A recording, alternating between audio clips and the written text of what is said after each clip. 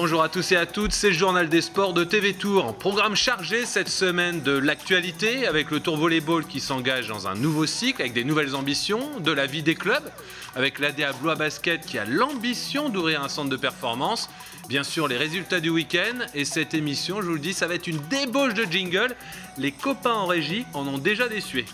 Sans oublier l'invité qui aura le droit aussi à son jingle. Bonjour Stéphane Raisin. Bonsoir. Président, bien sûr, des remparts de Tours, on fera le point, bilan et perspective du hockey tourangeau. Le journal des sports, c'est parti et ça commence par les résultats du week-end.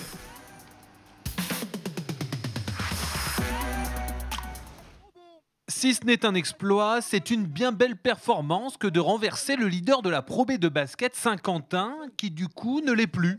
L'ADA Blois Basket a livré bataille jusqu'au bout, a mené, s'est fait remonter dans le troisième quart-temps et s'impose finalement 94-91 au jeu de paume. Les hommes de Michael Hay sont 5e après 19 matchs. Toujours en basket, cette fois en National 1, l'UTBM n'a plus le droit à l'erreur après sa défaite contre les voisins angevins mardi dernier. Il leur faut gagner les 4 derniers matchs de la saison pour remporter le championnat et monter en Pro B. 4 finales, moins une, puisque l'UTBM est allé gagner à Tarbes vendredi. Les basketteurs tourangeaux bataillent et finissent à 92-84. À noter que le match de mardi contre le leader toulousain est reporté pour cause de cas de Covid dans l'effectif occitan. Âme sensible du genou, fermez les yeux. Caroline Eduy s'est blessée ce week-end au genou droit sur la réception de sa première diagonale. La gymnaste du club d'Avoine-Beaumont, qui a terminé vendredi 12e du concours général au championnat d'Europe, organisé à Bâle, en Suisse, était repêchée au sol, où elle n'a donc pas pu montrer toutes ses capacités. Alors, je suis peut-être un garçon un peu trop sensible, mais perso, ça me fait encore mal aux genoux. Alors, on a quand même des nouvelles fraîches et elles sont rassurantes. Caroline revient ce soir de Suisse. Nous avons contacté son entraîneur, Marc Cherichenko de l'AB Gym. Alors, la jeune gymnaste a passé une IRM. Il n'y a pas de lésion, ni au ménisque, ni au ligament. Un peu de repos. Et ensuite, c'est focus sur le prochain objectif, les JO de Tokyo. On aura l'occasion d'en parler très bientôt sur le plateau du Journal des Sports. Stéphane, je me tourne vers vous. Alors, pas tant pour parler de la gymnastique artistique, mais quand on voit les stades, les gymnases, la patinoire vide, comment vous l'avez vécu, vous? On l'a mal vécu. C'est compliqué de voir un match de hockey qui, pour moi, est un sport-spectacle ou un spectacle sportif, où il y a une grande interaction entre le public et les joueurs. Là, c'est très, très compliqué à vivre. Une culture qui plus est américaine, où le public est vraiment partie prenante. Exactement, un spectacle avec beaucoup de sport, d'intensité. Et là, quand vous le faites dans une patinoire vide, moi, pour l'avoir vécu, c'est très, très compliqué à vivre. Très compliqué à vivre. Vous faisiez partie des rares privilégiés à pouvoir voir des matchs. On passe maintenant à l'actualité. Et c'est une actu en fait qui concerne vos voisins du Tour Volleyball, une double présentation en fait aujourd'hui, la présentation du nouveau joueur phare du club, Kevin Tilly, 30 ans, réceptionneur attaquant de l'équipe de France, 223 sélections quand même, et qui se prépare donc à aller au JO de Tokyo. Après l'arrivée d'un nouvel entraîneur, Marcelo Francoviac, le retour du central Teriomenko, le club devrait signer rapidement 3 nouveaux joueurs. Ah, souvenez-vous quand il y avait du public à Grenon.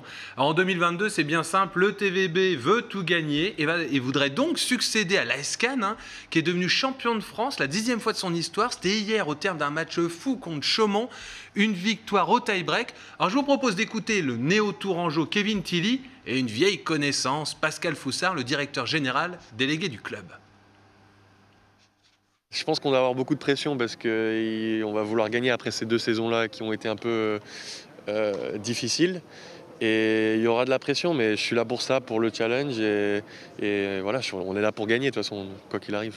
Reprendre le titre de champion de France à nos amis cannois, essayer de prendre la Coupe de France, essayer aussi de gagner la Challenge Cup. C'est la seule Coupe d'Europe qui manque au club. Donc certes, ça ne sera pas simple. Il y a Modène en Italie qui l'a fait. Il y a 2-3 grosses équipes. Donc bon, chaque chose en son temps, mais c'est nos objectifs. On a des objectifs très hauts pour l'an passé, comme d'habitude de toute façon au Tour Volleyball. Eh oui, la vie des clubs se penche cette semaine sur le Blaisois.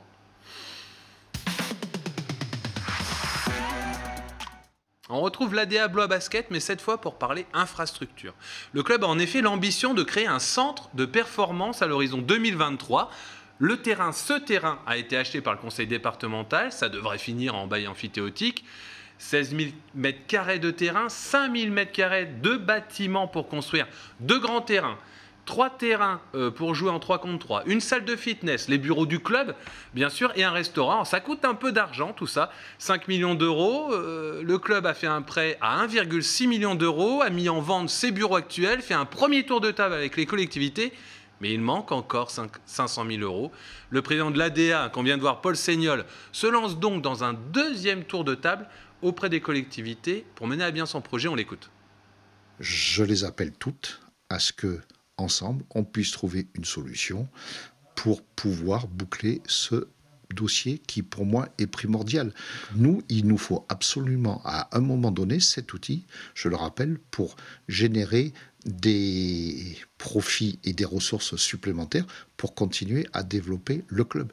Le club qui, aujourd'hui, depuis un certain nombre d'années, est dans les 20 premiers clubs français. Si on veut qu'il y reste, il faut que cet outil nous soit mis à disposition.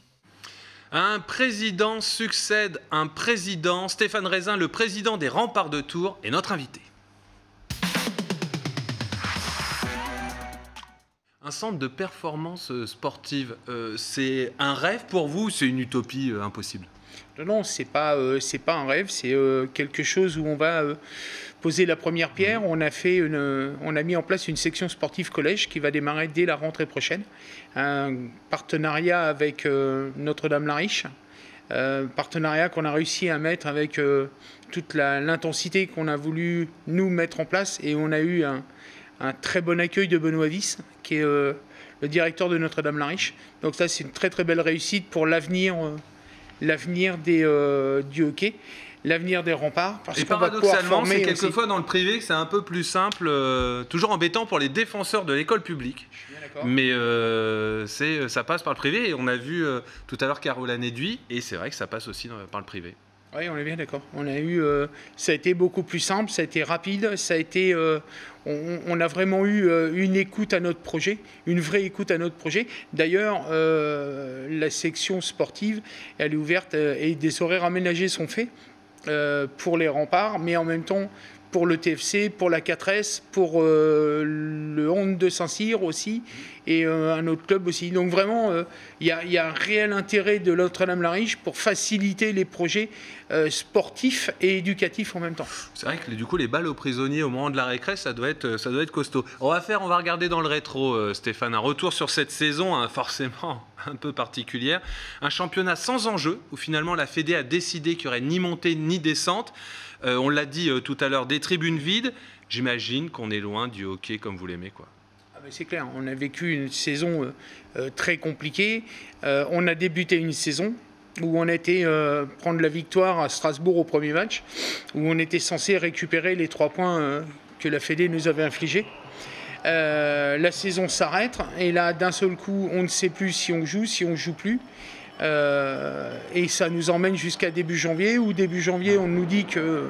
Là, c'est un match en octobre, il y avait encore un peu de public, c'est de la Coupe de France. C'est ça, je crois que c'est le seul match où il y a eu du public. Et ce qui est vraiment compliqué pour les joueurs, c'est de continuer à s'entraîner, où vous n'avez aucune visibilité. S'entraîner pour s'entraîner, c'est très dur, et psychologiquement, ça a été très très dur. Julien Guimard avait le même point de vue que vous. Il y a son départ, une saison et puis s'en va. Vous, en tant que président, il y a une sorte de sentiment d'inachevé ?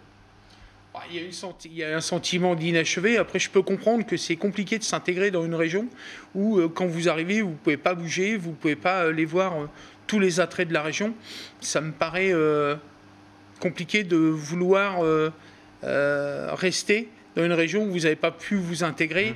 Et, vous aviez vendu un public hyper chaud. On n'a pas de public. Un public hyper chaud, il n'y a pas de public. On était parti pour une saison, les gars étaient motivés, ils vont récupérer une victoire à Strasbourg au premier match. La saison s'arrête. On repart sur une autre saison, on nous remet quand même les moins 3 points, donc en fait on paye double addition.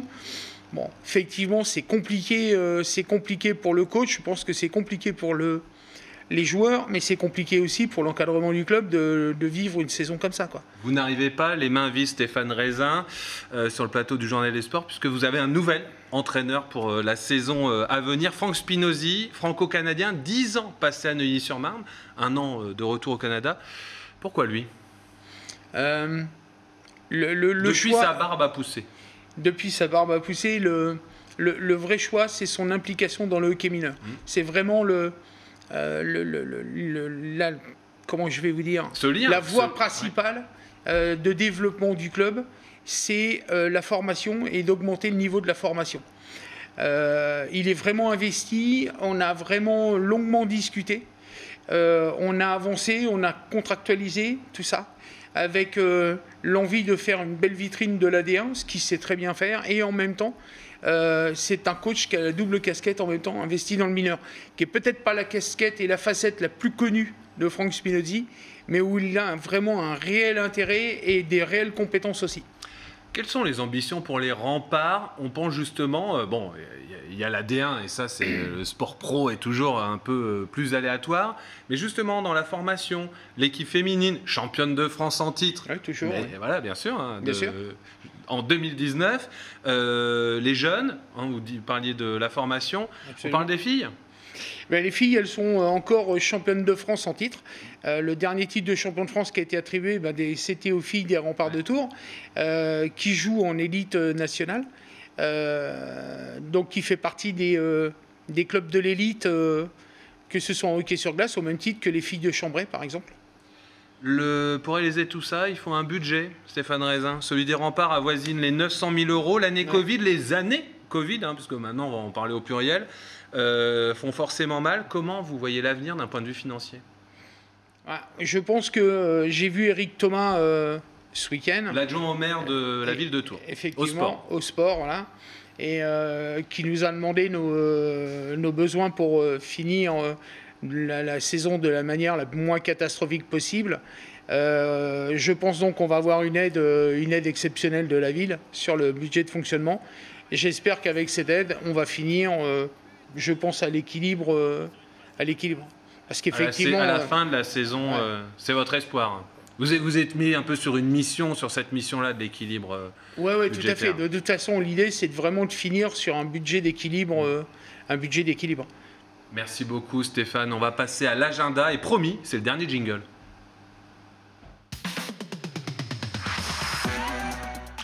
Ça va être vite vu, La saison de hockey est terminée, on en a parlé. La saison de volley est terminée. Le basket est en mode Covid. Alors heureusement, encore une fois, il y a des femmes. Il y a des femmes pour jouer au handball. Les joueuses du CTHB jouent du lourd cette semaine avec la réception de Brest mercredi, un déplacement à Metz dimanche. Et c'est à suivre sur le Facebook du club. Voilà, le journal des sports, c'est fini pour ce coup-ci. Stéphane, à bientôt pour de nouvelles aventures. À très bientôt, merci pour l'invitation. Je vous en prie. Lundi prochain, vous retrouvez l'immuable Audrey Champigny à la présentation. Je vous souhaite à toutes et à tous une très belle semaine.